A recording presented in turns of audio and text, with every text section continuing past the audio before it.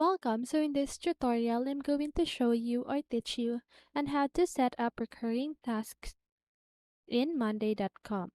So if you want to know how I did it, just keep on watching.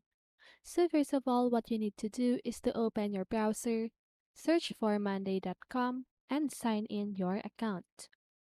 Once you've done that, just go ahead and choose your board right here at the left side of your screen. Now, what you need to do is to click on this automate option at the upper right side of your screen.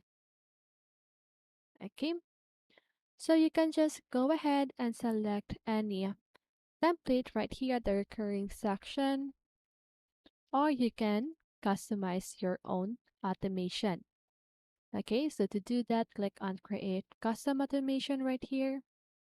So click on this. When this happens, so you want to status change, date arrives. So you just go ahead and choose any option right here. So let's just go ahead and item created.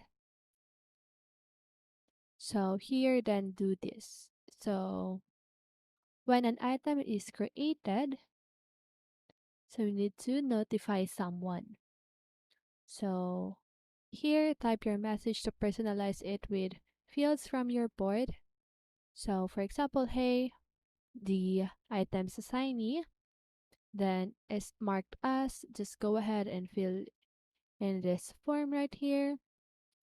So here for someone, just go ahead and select any team member on your board. Okay, or guests, team, subscribers, people, or team member, or your own self. Okay, so once you've done that, just go ahead and click on create automation. So let me just go ahead and type any random message right here. Then click on create automation. Okay. And now you can just go ahead and simply turn this on or off. Okay. So if you want to edit it, click on these three little dots right here and click on edit automation. You can also delete this. You can check the automation activity, save the template, or duplicate the automation. Okay.